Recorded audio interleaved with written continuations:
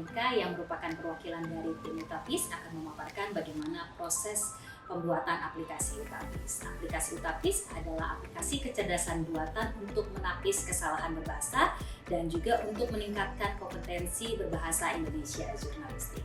Pada video kali ini, kami akan memaparkan proses kerja KAK2 yang merupakan kelanjutan dari KAK1. Dan pada KAK2 kali ini, kami akan fokus pada uji coba yang dilakukan pada mitra kami, yaitu jurnalis dari tribunnews.com Jakarta. Kita ikuti bersama-sama kegiatannya. Untuk proses Utapis di KAK2 ini, saya memimpin dari pihak bidang ini ya, back end-nya ya. Jadi kami mengembangkan model. Di situ kami mengembangkan model untuk mendeteksi, yaitu yang pertama konjungsi dan juga penggunaan kata dan juga konteks free grammar-nya itu seperti apa untuk kalimat. Nah, untuk pengerjaannya sampai sekarang mahasiswa dan kawan kami tim sudah mengembangkan model-model tersebut dan sampai ke tahapan pra-processing dan juga modelnya itu sementara kami sedang training. Jadi istilahnya kami latih ya untuk bisa mempelajari kata-kata ataupun kalimat yang masuk ke dalam sistem Utapis tentunya. A ini bagus untuk konjungsi, yang B itu bagus untuk keseluruhan. Jadi yang dicoba ada berbagai macam algoritma dan algoritma yang berkembang sekarang ini kan banyak sekali ya Bu ya. Jadi itu yang masih dicoba oleh tim kami. Ya betul. Karena kalau dilihat dari sisi kesalahan dari penulisan itu ternyata banyak sekali. Selain dari pemaknaan, kesalahan ketik juga ternyata itu juga menjadi satu permasalahan yang sering-sering terjadi dalam penulisan artikel seperti itu.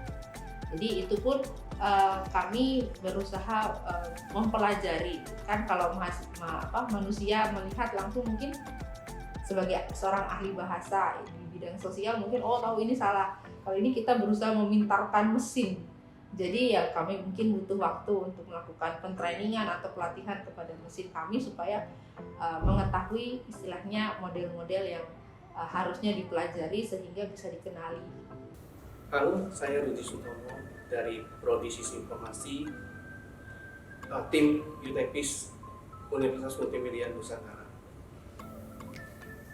Untuk pengembangan web Utapis kami bekerja sama dengan beberapa mahasiswa dalam perkembangan pembuatan website ini, juga bekerja sama dengan pihak Tribun News, dan di dalamnya kita juga ada bekerja sama dengan beberapa prodi, yaitu prodi FTI dalam penggunaan machine learning di dalamnya, sehingga diharapkan hasil dari program Utapis ini memberikan banyak kontribusi buat masyarakat, khususnya buat Tribun News. Terima kasih. Selamat datang di video pengenalan website Utapis. Pada kesempatan kali ini kami akan menjelaskan cara menggunakan website Utapis. Website ini sendiri merupakan aplikasi untuk menapis kesalahan bahasa. Pada halaman utama website ini terdapat menu About dan Login. Pada menu About akan dijelaskan sedikit tentang website Utapis, dan pada menu Login akan digunakan pengguna dan admin untuk masuk ke dalam website Utapis. Website ini memiliki 3 aktor, yaitu reporter, editor, dan admin. Reporter di sini merupakan jurnalis yang akan menggunakan fitur dari website ini, yaitu untuk mengecek kalimat-kalimat. Editor dan admin di sini bertugas untuk memperbaiki kesalahan-kesalahan bahasa yang dimasukkan oleh jurnalis. Di sini hanyalah admin yang dapat membuat akun-akun, menghapus akun-akun, serta mengubah data dari setiap akun. Pertama, kita akan melakukan login ke website Utapis menggunakan akun reporter yang telah dibuatkan oleh admin. Di sini, reporter dapat melihat dashboard yang menampilkan total artikel yang telah dikumpulkan, yang telah disetujui, dan artikel-artikel yang masih dalam proses. Nah, pada bagian input berita, reporter dapat memasukkan berita yang ingin diproses. Terdapat bagian untuk mengisi judul berita, kategori berita, dan isi berita. Jika sudah, reporter akan menekan tombol kirim. Dan untuk bagian riwayat, reporter dapat melihat data-data yang menunjukkan tanggal input dan status apakah sudah selesai diproses atau belum. Selanjutnya, reporter di sini juga dapat mengubah data-data pribadi. Setelah website sudah selesai digunakan, reporter dapat keluar dan logout. Untuk akun kedua merupakan akun editor. Di sini saya akan melakukan login terlebih dahulu.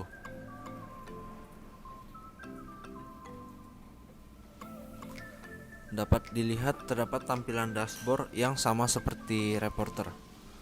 Untuk halaman approval atau halaman persetujuan, terdapat tabel-tabel yang akan menampilkan berita yang telah diinput oleh reporter.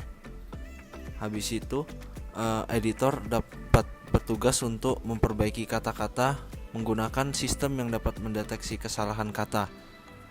Editor juga dapat melihat riwayat yang berisikan data-data yang telah dimasukkan oleh reporter. Editor di sini juga sama dapat mengubah data-data pribadi. Setelah website selesai digunakan, editor dapat melakukan logout atau keluar. Pengguna terakhir adalah admin. Di sini saya akan melakukan login sebagai admin terlebih dahulu. Dapat dashboard yang sama seperti akun-akun sebelumnya. Admin di sini dapat melihat daftar karyawan atau akun yang ada di dalam website Utapis. Terdapat data-data seperti nomor ID karyawan, nama, email, nomor telepon, dan juga peran. Admin dapat mengubah informasi-informasi tersebut. Admin website Utapis di sini memiliki otoritas tertinggi, di mana admin dapat melakukan fungsi-fungsi yang sama dapat dilakukan editor. Fungsi tambahan bagi admin adalah untuk membuat akun pengguna baru. Admin di sini juga dapat mengubah informasi pribadi.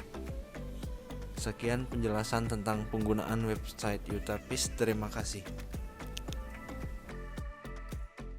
Halo, saya Munir Wijaya, dosen dari program studi informatika, dan saya anggota tim Utapis UMN.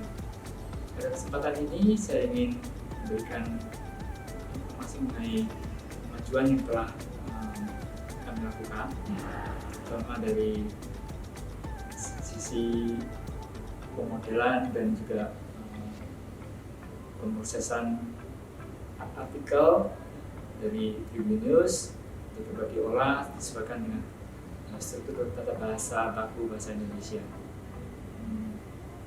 Beberapa kendala yang kami hadapi adalah karena waktu yang sangat pendek ini, namun kami telah mencapai kemajuan yang cukup ya.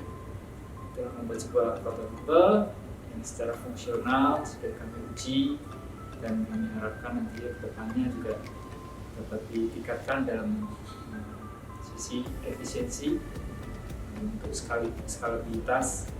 Jadi untuk uji coba di beberapa tempat ini nanti hanya menguji coba secara fungsionalitas saja.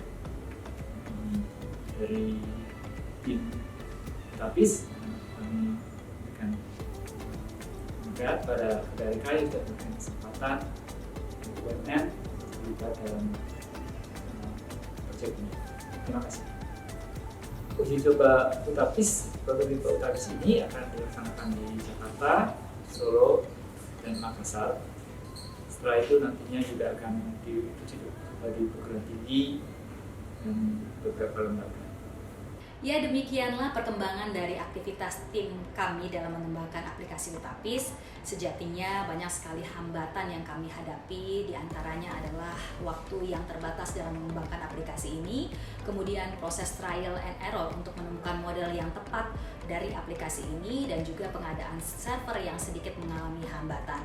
Tetapi meski begitu, puji Tuhan kami mampu menyelesaikan proses uji coba tahap pertama dengan mitra kami, yaitu tribunnews.com Jakarta. Demikianlah laporan kegiatan kami yang sudah dilakukan bersama tim Utapis, dan berikut juga ada harapan yang disampaikan oleh Rektor Universitas Multimedia Nusantara, Dr. Nino Pleksono, berkaitan dengan aplikasi Utapis dan juga perkembangan bangsa berkaitan dengan bahasa Indonesia. Yang kadang-kadang semua itu harus diseimbangkan ya. Tentu memang informasi itu jumlahnya berlimpah-limpah ya, sehingga orang itu bisa dikatakan overwhelmed atau kelimpahan informasi begitu. Tapi sebetulnya tidak semua informasi itu diperlukan. tidak semua informasi itu relevan dengan urusan orang-orang. Kalau orang tiap hari itu bergaul dengan seni begitu, untuk apa informasi mengenai tentang teknik otomotif terbaru misalnya, atau orang yang senangannya politik disajikan hal